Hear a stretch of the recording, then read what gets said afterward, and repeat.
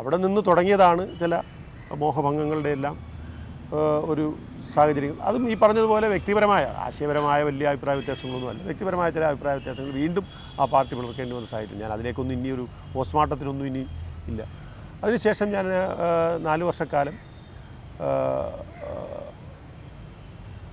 5 വർഷക്കാലം കേരളത്തിൽ UDFൻ്റെ RSVMൻ്റെ പ്രതിനിധിയായി മന്ത്രിയായിരുന്നു. എന്നെ ഏൽപ്പിച്ച ജോലികൾ, തൊഴിൽ വകുപ്പ് കൈകാര്യം ചെയ്യുന്ന മന്ത്രി എന്ന നിലയിൽ എന്നിൽ അർപ്പിതമായിട്ടുള്ള ചുമതലകൾ എൻ്റെ കഴിവിൻ്റെ പരമാവധി വിനിയോഗിച്ചുകൊണ്ട് വലിയ കുഴപ്പങ്ങളൊന്നുമില്ലാതെ കൈകാര്യം ചെയ്തു എന്നാണ് എൻ്റെ വിശ്വാസം. അതിനുശേഷമുണ്ടായ രാഷ്ട്രീയ സാഹചര്യങ്ങൾ, തെരഞ്ഞെടുപ്പിൽ കഴിഞ്ഞ പൊതു തെരഞ്ഞെടുപ്പിൽ UDFന് പൊതുവിലുണ്ടായ പരാജയം എനിക്കും അത് ബാധകമായി. ഞാൻ പരാജയപ്പെട്ടു. അതിനുശേഷം ഞാനൊരു രാഷ്ട്രീയ മാറ്റത്തിന് വേണ്ടി ഒന്ന് പ്രധാനമായിട്ടും ഇങ്ങനെ ഒരു കൊച്ചു പാർട്ടിയുമായിട്ട് ഒരു പേഴ്സണൽ അജണ്ടയുമായി മുമ്പോട്ട് പോകുന്നതിൽ താല്പര്യമില്ല. അത് ഞാൻ അങ്ങനെ ഒരിക്കലും ഉദ്ദേശിച്ചിരുന്നില്ല. ഏതെങ്കിലും ഒരു പാർട്ടി ഉണ്ടാക്കി അതിൽ നിന്ന് ജയിച്ച് മന്ത്രിയാകണം അങ്ങനെയുള്ള ഒരു സങ്കല്പത്തിലല്ല ഞാൻ രാഷ്ട്രീയ പ്രവർത്തനത്തിൽ ഞാൻ മീൻ വെള്ളത്തിലേക്ക് പോകുന്നത് പോലെ ഒഴുകി വന്നതാണ്. ആ സാഹചര്യം വന്നു. നിന്ന് പ്രവർത്തിച്ച കാലത്ത് ഞാൻ ആത്മാർത്ഥമായി പ്രവർത്തിച്ചതിൻ്റെ ഫലമായി ഞാൻ ഈ നിലയിലൊക്കെ 3 ടേം ഇപ്പോൾ MLA ആയി, 1 ടേം മന്ത്രിയൊക്കെ ആയി. അതൊക്കെ കൊണ്ട് എനിക്ക് പൊളിറ്റിക്കൽ കരിയർ വൈസ് ഞാൻ വളരെ സാറ്റിസ്ഫൈഡാണ്. ഇനി വലിയ അജണ്ടയൊന്നും നമുക്കില്ല. പക്ഷേ പൊതുരംഗത്ത് നിൽക്കുന്ന ഒരാൾ, പൊതു രാഷ്ട്രീയത്തിൽ സജീവമായി നിൽക്കുന്ന ഒരാളെന്ന നിലയിൽ സജീവമായ രാഷ്ട്രീയത്തിൽ നിൽക്കുക എന്നുള്ളത്, അതിന് ഒരു പാർട്ടി കൊണ്ട്, പ്രത്യേകിച്ച് ഇന്നത്തെ കേരള രാഷ്ട്രീയത്തിൽ ഒരു കൊച്ചു പാർട്ടിയും കൊണ്ടൊക്കെ പോകാൻ എന്നെപ്പോലെ ഒരു രാഷ്ട്രീയ പ്രവർത്തകന് അസാധ്യമാണ് എന്നാണ് എൻ്റെ അനുഭവം കൊണ്ട് തന്നെ ഞാൻ. മറ്റൊന്നും കൊണ്ടല്ല, ഇന്നത്തെ രാഷ്ട്രീയം എന്ന് പറയുന്നത് വലിയ സാമ്പത്തിക ബാധ്യത വരുന്നതാണ് ഒരു പാർട്ടിയുടെ നിലനിൽപ്പുന്നത്. അപ്പോൾ അതിനുള്ള സാമ്പത്തികം കണ്ടെത്താനും അത് ജനങ്ങളിൽ നിന്ന്, അപ്പോൾ ജനങ്ങളിൽ നിന്നുമായിട്ട് അത്രയും വലിയൊരു ബേസൊന്നും ഇല്ലാത്തൊരു പാർട്ടിക്ക് ആ സമ്പത്ത് കണ്ടെത്തി ഈ പ്രവർത്തനങ്ങളുമായി മുമ്പോട്ട് പോകാൻ. പിന്നെ അത് മാത്രമല്ല, അങ്ങനെ നിന്ന് UDFിലെ ഒരു പാർട്ടിയായി നിന്ന് അതിലെ ഒരു അംഗമായി ഇനിയും ഇലക്ഷനിൽ നിന്ന് ജയിച്ച് ഇനിയും MLA ആകാനും മന്ത്രിയാകാൻ അങ്ങനെ ഒരു അജണ്ട എനിക്ക് സത്യത്തിലില്ല. അതുകൊണ്ടാണ് പിന്നെ ഒരു പാർട്ടി, ഇങ്ങനെയുള്ള പാർട്ടികൾക്കൊന്നും ഇനി വലിയ പ്രസക്തിയില്ല എന്നുള്ള ഒരു വിലയിരുത്തലാണ് എനിക്കുള്ളത്. ഈ കേരളത്തിൽ തന്നെ കൊച്ചു പാർട്ടികൾക്ക് പാർട്ടികൾ പല സാഹചര്യങ്ങളും ഉണ്ടാകുന്നതാണ്. ആ സാഹചര്യങ്ങൾ മാറുമ്പോൾ അതിൻ്റെ പ്രസക്തി നഷ്ടപ്പെടുന്നു എന്നാണ് ഇപ്പോഴും പ്രവർത്തിക്കുന്ന പല പാർട്ടികളുടെയും പ്രസക്തി നഷ്ടപ്പെട്ടിരിക്കുന്നു എന്നാണ് എൻ്റെ ഒരു വിശ്വാസം. കേരളത്തിലെ 2 മുന്നണി സംവിധാനങ്ങളുള്ളപ്പോൾ ഈ ചെറിയ കക്ഷികളുടെ യാഥാർത്ഥ്യമല്ലേ? അതാണ് ഈ ചെറിയ കക്ഷികൾ ഉള്ളതുകൊണ്ടാണ് ഈ മുന്നണി വരുന്നത്. ഈ 2 മുന്നണികളെന്ന് പറയുന്നത് ഇപ്പം തന്നെ ചില പാർട്ടികൾ ലയനങ്ങൾ നടക്കുന്നു, യോജിക്കുമ്പോൾ നടക്കുന്നു. പക്ഷെ ഞാൻ കാണുന്നത് അതില്ല. ഇതുകൊണ്ടൊന്നും ഈ കൊച്ചു പാർട്ടികൾക്കൊന്നും ഒരു കാലഘട്ടത്തിൽ കേരള രാഷ്ട്രീയത്തിലൊരു ധ്രുവീകരണം നടക്കുന്ന കാലഘട്ടത്തിൽ അതിനൊക്കെ ഒരു പ്രസക്തി ഉണ്ടായി. ഇന്നിപ്പോൾ നിൽക്കുന്ന പല പാർട്ടികളും, ഞാൻ പേരെടുത്ത് പറയാൻ ആഗ്രഹിക്കുന്ന പല പാർട്ടികളിലും നേതാക്കന്മാരുടെ വ്യക്തിഗതമായ അജണ്ട ആണ് ആ പാർട്ടികളെ നിലനിർത്തിയിരിക്കുന്നത്. പക്ഷെ എനിക്ക് അങ്ങനെ ഒരു അജണ്ട ഇല്ലാത്തതുകൊണ്ട് അങ്ങനെ ഒരു പാർട്ടിയായി നിലനിൽക്കണം എന്ന് ഞാൻ ആഗ്രഹിക്കുന്നു.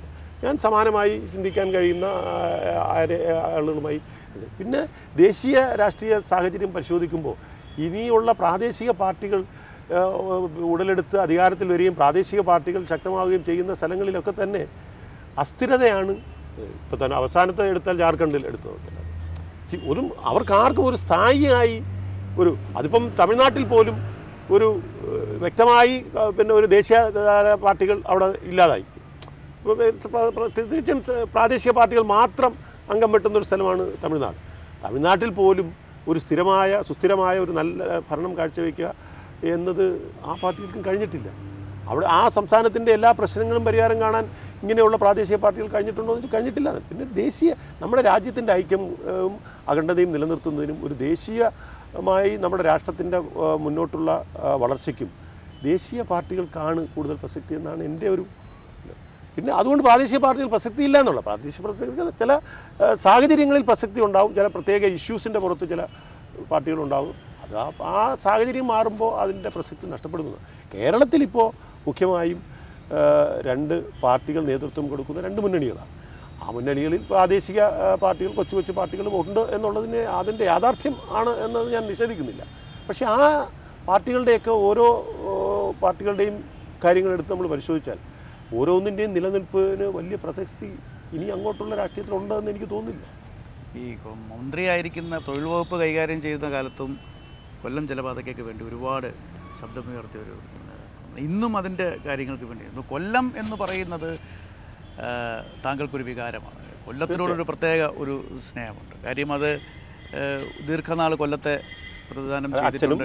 അതിനുശേഷം ഞാനും ദീർഘനാൾ. അപ്പോൾ പണ്ട് കൊല്ലം കണ്ടവൻ ഇല്ലം വേണ്ട എന്നുള്ളത്. അപ്പോൾ തിരിച്ച് വീണ്ടും കൊല്ലത്തിൻ്റെ ഒരു പ്രൗഢഗംഭീരമായി തിരിച്ചു കൊണ്ടുവരാനുള്ള ശ്രമങ്ങൾ താങ്കളുടെ ഭാഗത്ത് പലവട്ടം ഉണ്ടായിട്ടുണ്ട്. അത് MLA ആയിരിക്കുമ്പോഴും MLA അല്ലാതിരുന്നപ്പോഴും.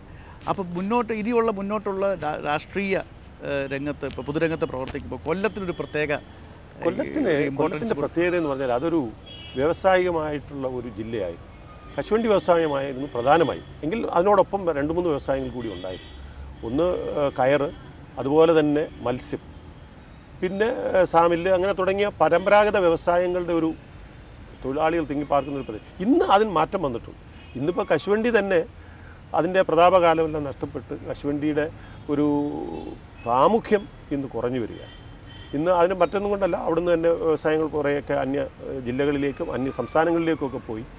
ഇപ്പോൾ കൊല്ലത്തിന് പ്രത്യേകതയായി ഈ അവകാശപ്പെടാൻ ഇപ്പം കശുവണ്ടി ഇപ്പോഴും നമുക്ക് അവകാശപ്പെടാൻ കഴിയുമെങ്കിലും അതിൻ്റെ ആ പ്രതാപം നഷ്ടപ്പെട്ടില്ല. ആ കശുവണ്ടിയുടെ പ്രതാപം തിരിച്ചു കൊണ്ടുവരാൻ ഈ കാഷ്യൂ ബോർഡ് അടക്കമുള്ള കാര്യങ്ങൾ ഉണ്ട്. അതുപോലെ തന്നെ ഈ ദേശീയ പാതയുടെ ഒരു പ്രധാന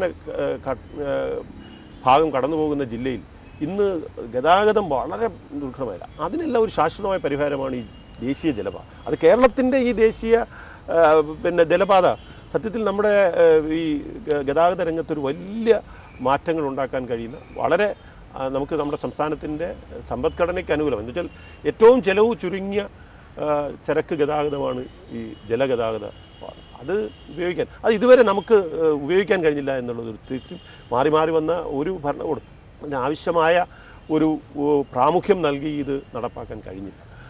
അത് എത്രയും പെട്ടെന്ന് നടപ്പാക്കണം എന്നത് ഇനി ഉള്ള നമ്മുടെ ഒരു മുഖ്യ അജണ്ടയായി സ്വീകരിക്കണം എന്നതാണ്. കൊല്ലത്തുകാരെല്ലാവരും കൂടെ വിചാരിച്ചാൽ അത് നിഷ്പ്രയാസം കഴിയും എന്നാണ് എൻ്റെ വിശ്വാസം.